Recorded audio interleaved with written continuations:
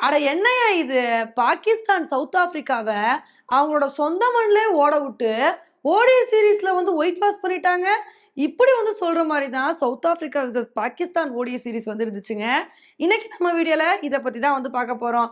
இந்த ODI சீரிஸ்ல already Pakistan 2 மேட்ச win பண்ணி சீரிஸ வந்து வின் பண்ணிட்டாங்க. இருந்தாலும் சவுத் ஆப்பிரிக்கா என்ன எதிர்பார்த்தாங்க அப்புட்ன்னா, 3வது மேட்ச் ரொம்ப முக்கியம்ப்பா.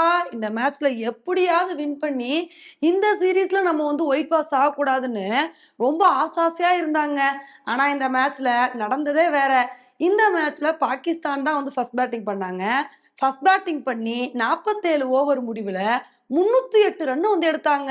இந்த அளவுக்கு ரன் வரதுக்கு முக்கிய காரணம் யாருன்னு கேட்டீங்கன்னா, சாய் மாயிப் தாங்க. மனுஷன் ஸ்டார்ட்டிங்ல இருந்து களமிறங்கி ஒரு சூப்பரான இன்னிங்ஸ் வந்து குடுத்தாரு. ஷஃபீக் கூட வந்து டக் அவுட் ஆயிட்டு உடனே வந்து கிளம்பிட்டாரு. ஆனா சாய் மாயிபும், பாபர் அசாமும் நல்ல ஒரு பார்ட்னர்ஷிப் வந்து போட்டாங்க. இவங்களோட பார்ட்னர்ஷிப் ரொம்ப நேரம் வந்து கன்டின்யூ ஆச்சு. பாபர் அசாமும், "ஏய் நானும் ஃபார்ம்ல தான்ப்பா இருக்கேன். நானும் ஹாஃப் செஞ்சுரி அடிச்சு பட்டைய கலப்பேன்" அப்படின்னு அவர் ஒரு கட்டம் வந்து ஹாஃப் செஞ்சுரி வந்து அடிச்சாரு. அதுக்கப்புறம் அவர் ஒரு கட்டத்துல வந்து அவுட் ஆயிட்டாரு. அதுக்கப்புறம் ரிஸ்வானும், சாய் மாயிபும் ஜோடி சேர்ந்தாங்க. 2 பேரும் ஒரு சூப்பரான இன்னிங்ஸ் வந்து குடுத்தாங்க. இவங்களோட பார்ட்னர்ஷிப் அப்படியே கன்டின்யூ ஆகும்னு நினைக்கும்போது, அப்பதாங்க சாய் மாயிப் செஞ்சுரி அடிச்சு பட்டைய கிளப்புனாரு. செஞ்சுரி அடிச்ச உடனே மனுஷன் அத விட சூப்பரா விளையாடுவார்ன்னு எதிர்பார்த்தப்ப, அவர் ஒரு கட்டத்துல வந்து அவுட் ஆயிட்டாரு. அதுக்கப்புறம் ரிஸ்வானும் வந்து ஹாஃப் செஞ்சுரி அடிச்சுட்டு அவுட் ஆயிட்டாருங்க.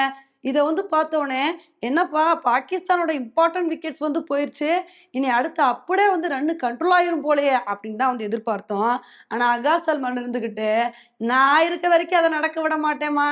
நான் எப்படி விளையாடுறேன்னு பாருங்கன்னு மனுஷன் அதிரடியான ஆட்டத்த வந்து வெளிப்படுத்தினாரு. இதனால பாகிஸ்தான் 47 ஓவர் முடிவுல 308 ரன் வந்து எடுத்தாங்க. இந்த ஒரு ஸ்கோர பார்த்தோனே சவுத் ஆப்பிரிக்கா இதெல்லாம் ஈஸியா சேஸ் பண்ணிருவாங்க அப்படின்னு தாங்க எதிர்பார்த்தோம். ஆனா மேட்ச்ல நடந்ததே வேற. சவுத் ஆப்பிரிக்காவுக்கு ரெகுலர் இன்டர்வெல்ல விக்கெட் போயிட்டே இருந்துச்சு. 123 ரன்னுக்கே 5 விக்கெட் வந்து போயிருச்சு. அவ்வளோதான் சவுத் ஆப்பிரிக்காவோட சோலி முடிஞ்சுச்சு அப்படின்னு எதிர்பார்த்தோம். ஆனா வழக்கம் போல கிளாஸின் வந்து, "நான் இருக்கேன்ப்பா உங்கள காப்பாத்த" அப்படின்னு ஒரு சூப்பரான இன்னிங்ஸ் வந்து குடுத்தாரு. 43 பால்ல 81 ரன் எடுத்து T20 மோட்ல விளையாண்டுட்டு இருந்தாரு. அவர் இருக்க வரைக்கும் சவுத் ஆப்பிரிக்காவுக்கு ஒரு நம்பிக்கை இருந்துச்சு. ஆனா ஒரு கட்டத்துல அவரும் அவுட் ஆயிட்டாருங்க.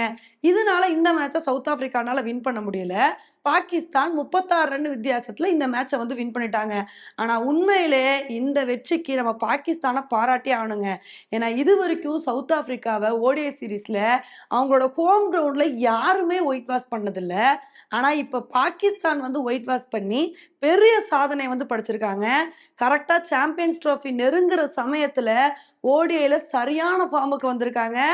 இது வந்து உண்மையிலே அவங்களுக்கு ஒரு பாசிட்டிவான விஷயமா வந்து இருக்கும். ஆனா இன்னொரு பக்கம் சவுத் ஆப்பிரிக்காவ எடுத்துக்கிட்டோம் அப்புட்ன்னா, அவங்களோட ஹோம் கிரவுண்ட்லயே ஓடிஐ சீரிஸ வந்து இழந்து, ரொம்ப ஒரு மோசமான நிலைமையில வந்து இருக்காங்க. இந்த ஒரு மிஸ்டேக்ஸ் எல்லாம் வந்து ரெக்டிஃபை பண்ணா மட்டும் தான் சாம்பியன்ஸ் ட்ரோஃபில அவங்கனால வந்து சாதிக்க முடியும். இல்லைன்னா ரொம்ப கஷ்டமா வந்து போயிரும். ஓகே ஃப்ரெண்ட்ஸ், இந்த ஒரு விஷயத்த பத்தி நீங்க என்ன நினைக்கிறீங்க அப்படின்றத என்னோட கமெண்ட் செக்ஷன்ல வந்து போடுங்க. இதே மாரி இன்னொரு வீடியோல உங்கள வந்து மீட் பண்றேன். Bye friends.